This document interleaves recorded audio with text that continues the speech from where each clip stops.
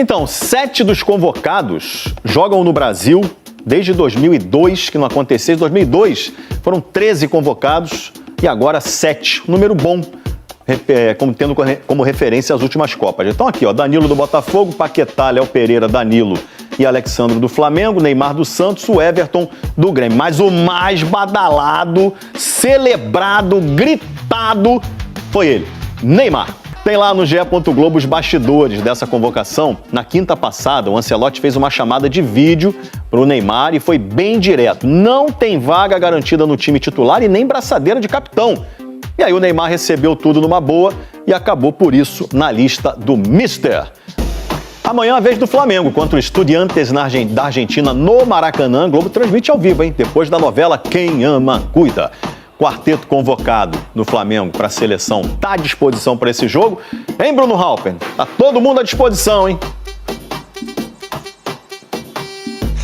Salve, Escobar, é isso mesmo. E olha, desde a conquista do Tetra em 1994, um time brasileiro não tinha tantos jogadores na seleção em uma Copa. A última vez que o Flamengo teve 4 jogadores na lista final do Brasil foi há quase 70 anos, na Copa de 1958. Bom, o Danilo, o Alexandro, o Léo Pereira e o Paquetá, antes de se juntarem à seleção, tem uma semana decisiva com o Flamengo. Amanhã, 9h30 tem o Estudiantes pela Copa Libertadores da América no Maracanã. E no sábado, o Flamengo recebe o Palmeiras, confronto direto pela liderança do Campeonato Brasileiro. Ainda sobre Flamengo e Copa do Mundo, o clube liberou o Arrascaeta para a seleção uruguaia. O Arrasca vai seguir o tratamento da fratura na clavícula direita com os médicos da seleção uruguaia até a Copa do Mundo. Escobar, meu querido, um grande abraço, até a próxima. Bruno Halper nasceu para ser repórter. Um abraço para você, queridão. Que diferente hoje não, mas vamos lá, galera. O Ancelotti convocou a seleção brasileira, os 26 nomes. Confesso para vocês que eu gostei, dentro da coerência e dentro daquilo que eu esperava, eu gostei da convocação do Ancelotti. São 4 nomes do Flamengo. Para quem não sabe, goleiros Alisson, Ederson e o Everton. Quem me acompanhou no SBT durante o dia de ontem viu que eu falei que eu levaria o Everton dentro das possibilidades que tinham ali na pré-lista, o Everton como terceiro goleiro. Defensores: Alexandre, Flamengo, Bremer, Juventus, Danilo, Flamengo, Douglas Santos, Zenit, Gabriel Magalhães, Arsenal, Ibañez, Al-Ali, Léo Pereira, Flamengo, Marquinhos, PSG, Wesley, Roma. O Wesley, inclusive, cria do Flamengo. Meias: Bruno Guimarães, Casimiro, Danilo Santos, do Botafogo, Fabinho e Lucas Paquetá, do Flamengo. Atacantes: Endrick, Gabriel Martinelli, Igor Thiago, Luiz Henrique, Matheus Cunha, Neymar, Rafinha, Ryan e Vinícius Júnior. Bom, ele acabou levando o Neymar, mas quem me acompanhou, inclusive ontem no SBT, viu que eu não fui em nenhum momento contra. Eu levaria? Não. Mas eu acho que o maior problema não é o Neymar, se o Neymar vai estar presente ou não, a depender de quem ele deixasse fora da lista. E ele foi coerente. Para ele poder levar o Neymar e o Ryan, 2 jogadores que muita gente queria, ele deixou de fora João Pedro e também o Andrei Santos. Então, eu acho que o Ancelotti, no fim das contas, mostrou coerência, até porque na entrevista, explicando a convocação, ele disse que o Neymar, ele entende que o Neymar como um homem referência, como um atacante, como centroavante. E o João Pedro, teoricamente, seria esse nome. Então, o Neymar entrou na vaga do João Pedro e o Ryan entrou na vaga, pelo menos da minha concepção, do Andrei Santos, que seria um meia que muita gente já tratava como certo na lista. Então, de maneira geral, gostei bastante da convocação do Ancelotti. Óbvio que isso ainda pode mudar, alguns jogadores ainda vão disputar partidas pelos seus clubes, lesões podem acontecer, infelizmente, mas nesse primeiro momento, repito, dentro da coerência, dentro das possibilidades, eu gostei da lista final de Carlo Ancelotti para a Copa do Mundo. E vocês gostaram? Quero a opinião de vocês. 4 jogadores do Flamengo. O Flamengo é o clube que cede mais jogadores à seleção brasileira para uma Copa do Mundo desde 94. Era o São Paulo na ocasião também. Enfim, então o Flamengo mostrando sua força. Muita gente pode questionar o Danilo, muita gente pode questionar o Alexandre, muita gente questiona o Lucas Paquetá, muita gente questiona o Léo Pereira. Mas é inegável dizer que esses 4 jogadores são de altíssimo nível nível de seleção, tanto é que vão disputar uma Copa do Mundo. Então, eu particularmente gostei. Gostei mais ainda do Léo Pereira, porque é uma história bacana demais, cara. A história do Léo Pereira, uma história de reviravolta com a camisa do Flamengo, algo que poucos jogadores conseguiriam ou que já conseguiram fazer dentro da sua carreira. Então, assim, gostei. Quero a opinião de vocês em relação a essa convocação, tá? Lembrando que, seleção à parte, o Flamengo tem um importante jogo nessa semana, quarta-feira, e também no sábado pelo Campeonato Brasileiro. O jogo contra o Palmeiras, nessa quarta vai ser contra o Estudiantes pela Libertadores, apenas para confirmar a classificação na primeira colocação para as oitavas de final da Libertadores, e no sábado aquele duelo tão importante de confronto direto pelo Brasileirão com o Palmeiras, jogo inclusive que já está com ingressos esgotados há muito tempo, casa cheia, mais de 60 mil pessoas estarão presentes com certeza no Maracanã para acompanhar esse duelo, marcado para 9 horas da noite do sábado, tá, galera? Então o Flamengo treina normalmente, tá? A gente está falando muito de seleção, mas aí fica aquela dúvida, muita gente tem aquela dúvida, será que os jogadores vão se poupar? Eu espero que não, pensando numa Copa do Mundo, mas sempre lembrando que eles são seres humanos. Galera, outra coisa, tá? Conversei com uma pessoa do Botafogo sobre Danilo, jogador meia que não entrou em campo na última partida pelo Brasileirão pelo Botafogo, justamente por conta do número de partidas, e eu vou trazer para vocês aqui. Eu perguntei para ele o seguinte, logo depois da divulgação da escalação tal do Danilo, eu falei, e aí, vai vender Danilo? É um dirigente do Botafogo. Aí ele disse, fatalmente. Eu falei, vende pro meu Mengão então, quero muito ele, joga muito. Aí ele, 40 milhões de euros, é de vocês. Aí eu brinquei, beleza então, vou falar com o BAP aqui para ele pagar. Aí a pessoa botou a risadinha, sem sombra de dúvida, será vendido pelo Botafogo. Resta saber para onde? Flamengo, Palmeiras ou exterior? Eu arrisco a dizer que é Flamengo ou Palmeiras. Não vejo ninguém pagando do exterior 30 milhões de euros, a não ser que seja um clube árabe com muito dinheiro que quer investir em um jogador da seleção brasileira, mas não acredito que isso aconteça. Galera, Arrascaeta, tem novidades aqui sobre Arrascaeta, ele vai se apresentar à seleção uruguaia, porque o Flamengo divulgou. O meia de Arrascaeta foi liberado para se apresentar à seleção do Uruguai e dar continuidade ao tratamento da fratura na clavícula direita em seu país, onde será acompanhado profissionais da equipe nacional. Então o Flamengo divulgando isso aí, Arrascaeta correndo contra o tempo para poder disputar a Copa do Mundo. Será que vai dar tempo? Eu acho que para a primeira fase é praticamente impossível. Talvez, e lembrando, o treinador da seleção uruguaia pode fazer isso, levar o Arrascaeta mesmo lesionado dentro dos 26 nomes, e aí durante a Copa do Mundo, se ele se recuperar, ele pode entrar em campo.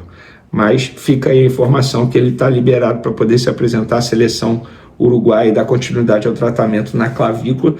Com certeza a equipe médica do Flamengo vai estar acompanhando também, em contato com a equipe médica da seleção uruguaia.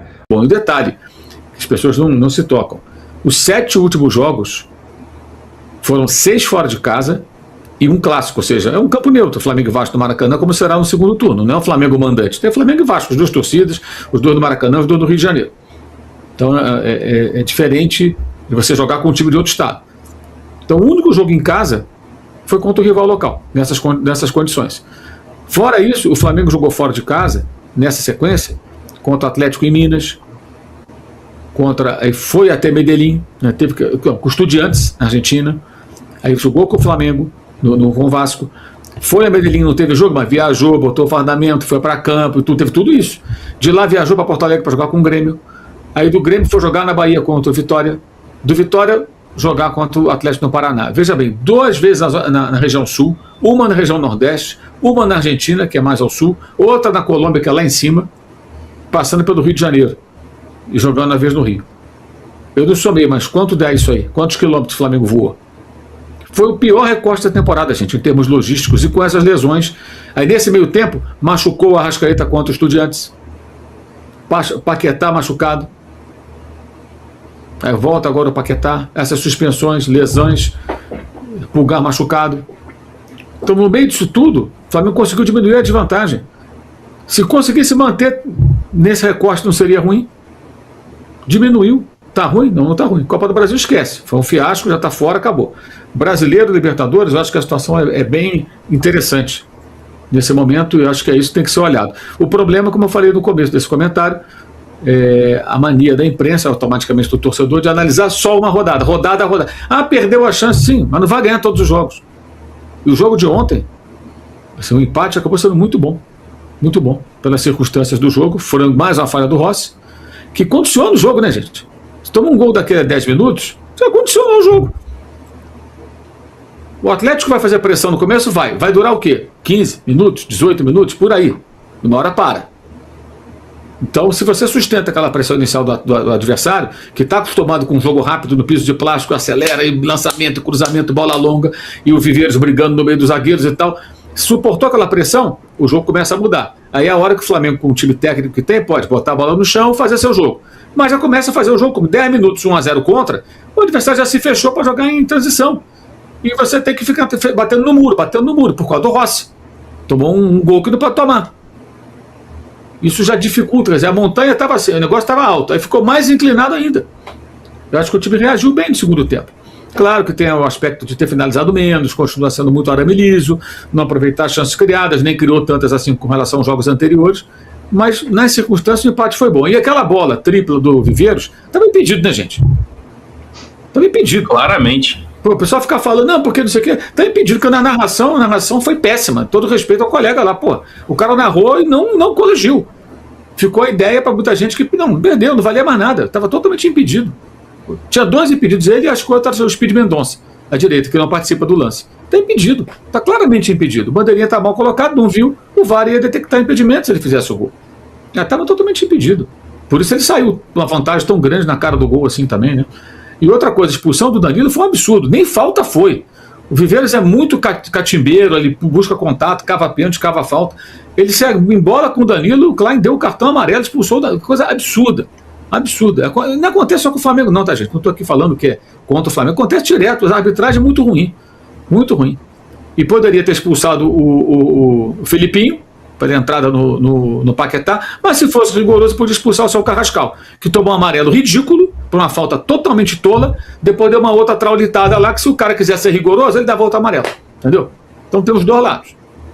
O Clube de Regatas do Flamengo continua atento às oportunidades do mercado e passou a analisar a situação do lateral esquerdo Matheus Bidu, atualmente no Corinthians. Internamente, o nome do jogador agrada à diretoria, principalmente pela capacidade ofensiva, velocidade e intensidade que apresenta pelo lado esquerdo do campo. A busca do clube é por peças que possam aumentar o nível de competitividade do elenco ao longo da temporada, marcada por um calendário exigente. Nesse cenário, Bidu é visto como uma opção interessante por já conhecer bem o futebol brasileiro e possuir experiência atuando sob pressão em equipes de grande torcida. A comissão técnica também aprova o perfil do atleta, entendendo que suas características combinam com a proposta de jogo implementada pela equipe. Nos bastidores, existe a avaliação de que, com uma estrutura mais forte e maior concorrência interna, o lateral pode evoluir ainda mais tecnicamente. Além disso, o Flamengo avalia a possibilidade de oferecer um vínculo longo, com duração próxima de 4 temporadas, demonstrando confiança no potencial de crescimento e valorização futura do jogador. Do lado de Bidu, uma eventual transferência para o clube carioca é vista de maneira positiva. A oportunidade de disputar títulos de expressão e ganhar maior visibilidade nacional é considerada importante, especialmente pensando em uma possível renovação da lateral da seleção brasileira visando a Copa do Mundo de 2030. Na minha opinião, será um grande reforço, já que Alessandro está com a idade avançada e não deve renovar com o Flamengo, e Matheus Bidu tem grande potencial de evolução. Agora eu quero saber a opinião de vocês. Matheus Bidu será um bom reforço? Sim ou não? Deixe sua opinião no comentário. Não esqueça de curtir o vídeo e inscreva-se no canal para não perder nada do Flamengo. Até a próxima e saudações rubro-negras.